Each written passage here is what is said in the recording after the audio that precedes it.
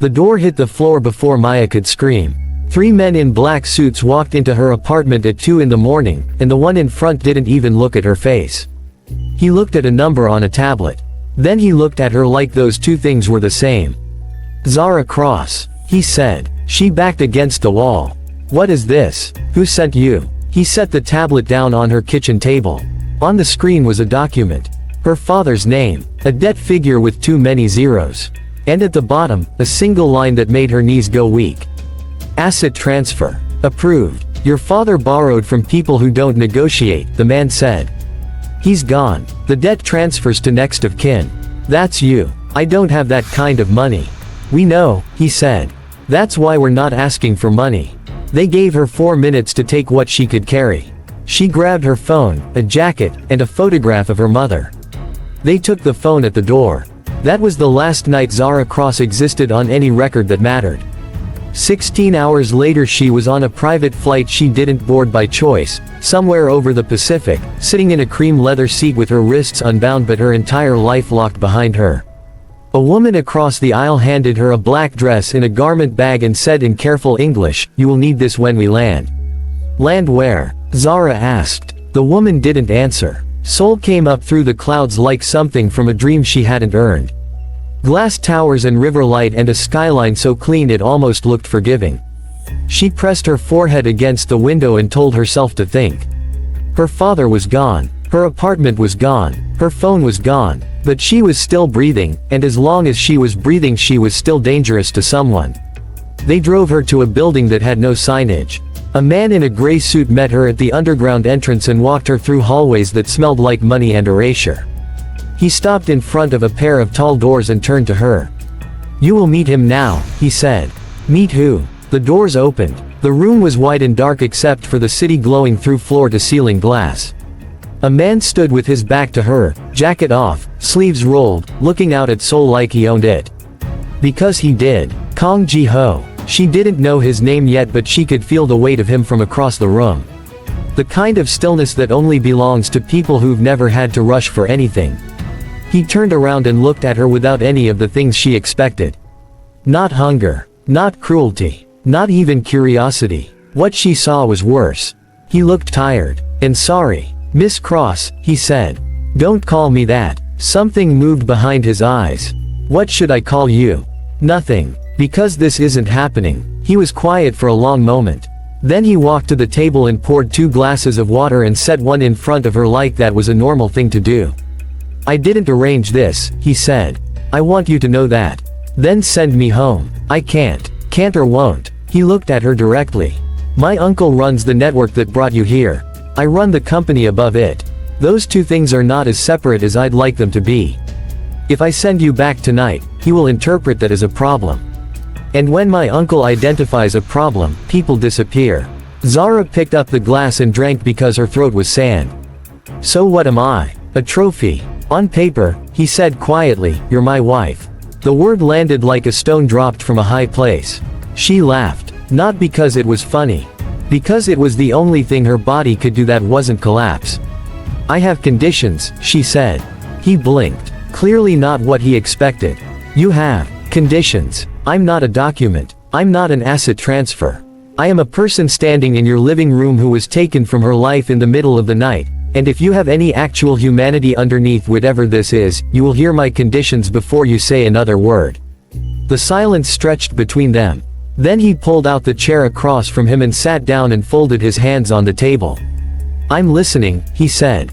She sat down too. And something shifted in the room that neither of them named. The first weeks were a cold architecture of distance. Zara lived in the East Wing. Ji-ho was rarely home before midnight. Staff moved through the penthouse like shadows, watching without watching, reporting to someone she couldn't see.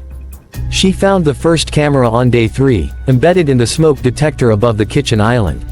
She found the second one on day 5, inside the spine of a book on the living room shelf. She didn't disable them. She just adjusted what she let them see. She studied everything. The staff rotations. The delivery schedules. Which housekeeper lingered near her conversations. She didn't know what she was building yet but she knew she was building something. Jiho came home one Thursday night earlier than usual and found her in his private study, standing in front of a framed photograph she'd pulled from behind a stack of architecture books on the bottom shelf. "Put that back," he said. She didn't move. The photograph was of a woman she didn't recognize. Black American, natural hair, laughing at something off camera in a jazz club. The kind of laugh that meant she was completely safe in that moment. "Who is she?" Zara asked. The silence from him was a different texture from his usual silence. This one had weight. "My mother," he said. Zara turned around. "She's black." "Yes. How did she end up in Seoul?" He crossed the room slowly and took the photograph from her hands but didn't put it back. He looked at it the way people look at things they've mourned too long to cry about anymore. "She was acquired," he said. 30 years ago. Through the same network. My uncle was building it then. She was one of the first." Zara felt something cold move through her chest. What happened to her? She got sick. And the network doesn't pay for sick. He set the photograph face down on the shelf. "She died in a care facility outside Incheon when I was 9. I found out 3 years later." The room was very quiet. "Your uncle built the system that killed your mother," Zara said slowly, "and you work for him." "I work above him," Jiho said. "There's a difference. And I've been collecting that difference for 11 years. Collecting it into what?" He looked at her for a long moment. Then he walked to the desk and opened the bottom drawer and pulled out a manila folder and set it on the surface between them. Her father's name was on the tab. She crossed the room so fast she nearly knocked the chair. She opened the folder with shaking hands. Photographs. Documents. A location address in Busan. And a single line in red ink at the top of the first page.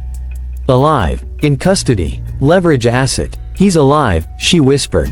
"Yes. You've known this entire time. Since before you arrived," Jiho said.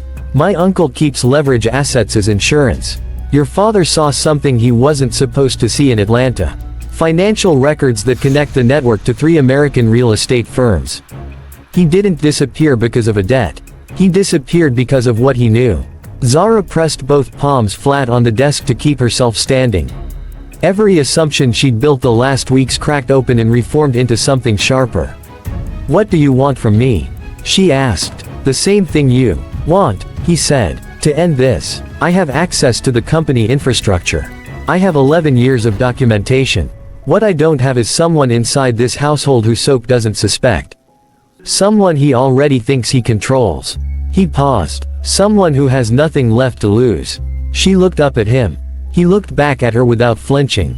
"If this goes wrong," she said, "my father dies. If we do nothing," he said, "your father dies anyway. And eventually, so do we." She straightened up, looked him dead in the eyes. "Then we don't go wrong," she said. What happened next took 6 weeks and nearly broke both of them in ways they didn't expect. Not because the plan was hard. Because proximity is dangerous when 2 people are carrying the same wound.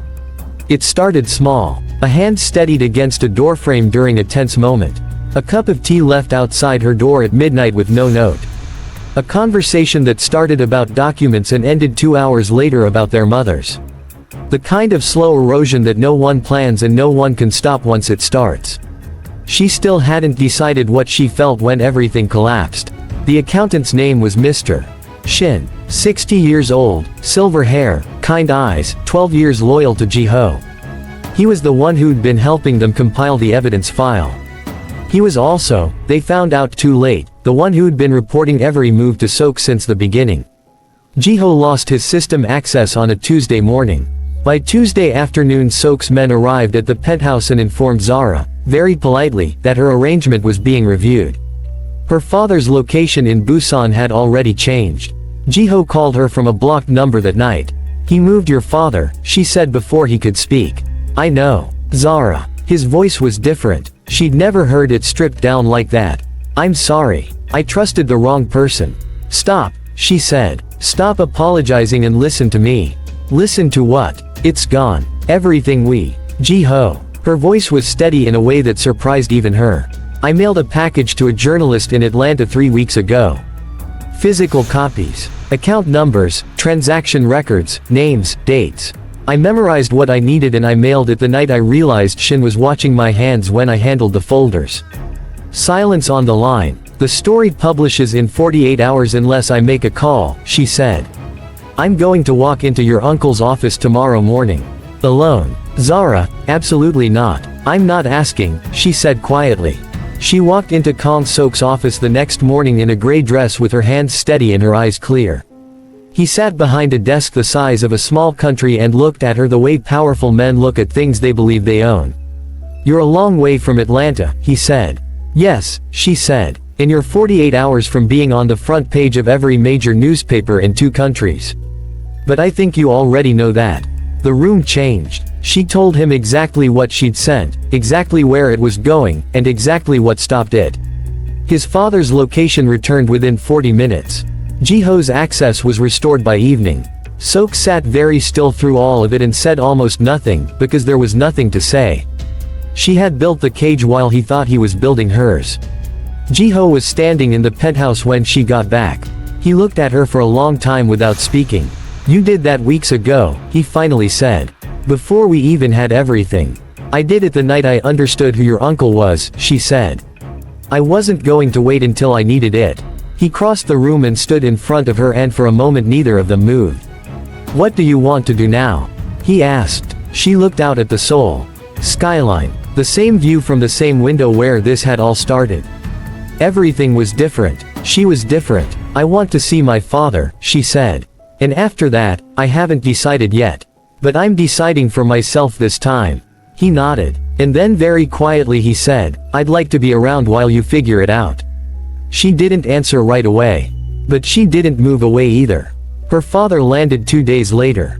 He walked through the arrival gate thinner than she remembered, gray at the temples, and when he saw her he stopped walking entirely and just stood there in the middle of the terminal like a man remembering what solid ground feels like.